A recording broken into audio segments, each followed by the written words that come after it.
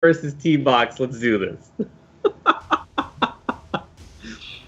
Jesier and T-Box. It's the first time we've seen Jesier in the stream, so this is going to be interesting how he deals with TurtleBox, especially on Ori.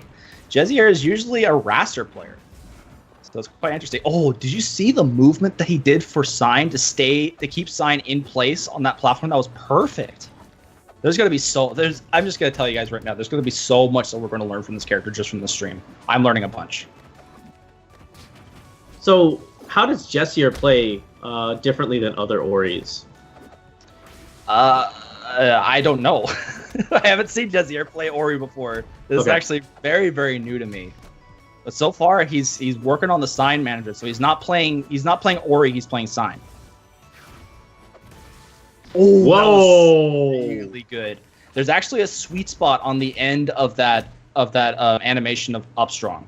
So and he hit TurtleBox with it hard. And this top blast zone is very, very tiny. So that's like instant kill even for a heavy character like Kragg. Okay. Ooh, okay. Loving it. He tried to go for the jump to try to bait him. He didn't actually take it. Okay. So it's affecting TurtleBox too. Oh my god. There's no way. Dude, if he actually just did that, just sacked his stock and then destroyed one back to back, he's the next coming. Like, just whatever, do it. That would have been like the ultimate BM. He just loses stock and then takes his. He's about to do it. He's about to 0 to death him. He hasn't got hit. Oh, okay. Now he gets hit.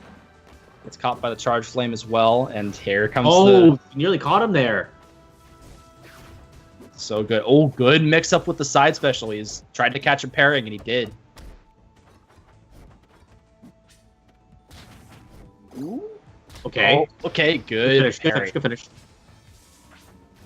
And this is actually gonna make a lot of moves that Kragg has super strong. He's got a lot of like down strong is Kragg's like quick go-to, and it's gonna make that even deadlier on this stage, as well as with the weirdness with down special on those platforms. Like it could be bad, but Jesier's making the most of it. Okay, Jesier is gonna take that with Ori. So, that's kind of interesting. Lots of Sign usage. Yep.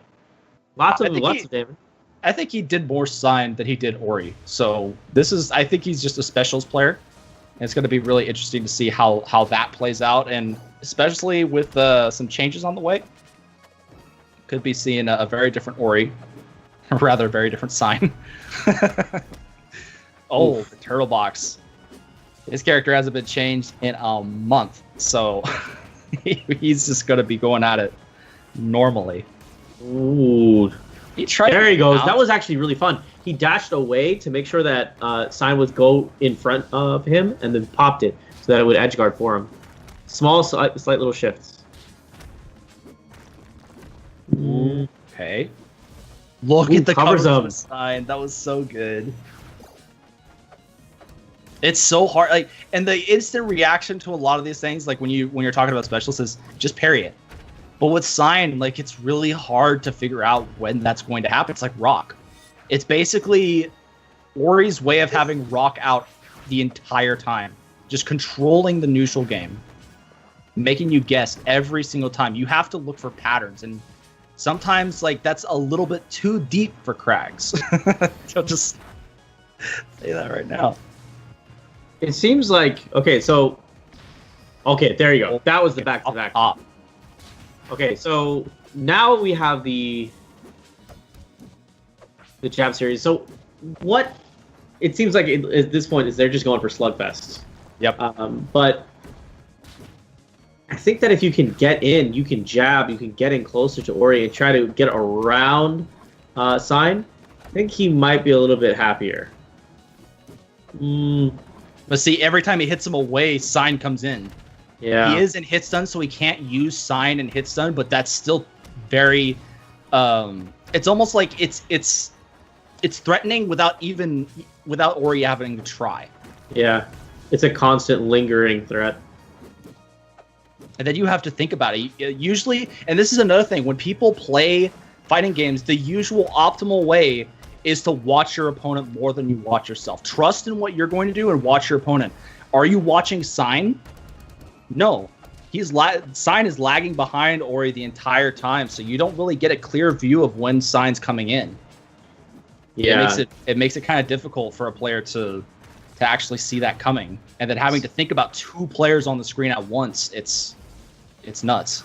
I think the way that you, like, this is me theory crafting here, but I think the way that you would have to think about it is you have to think about like a shadow, like a delay that constantly exists. So you have to think, where has this person been previously, and am I willing to go to that place and potentially get hit within a time spectrum of like what, a second, within a certain amount of frames that it is that Ori that Sign is lagging behind Ori. Like, granted, even me explaining it sounds a little bit complicated, but oh man, this seems pretty tough right now.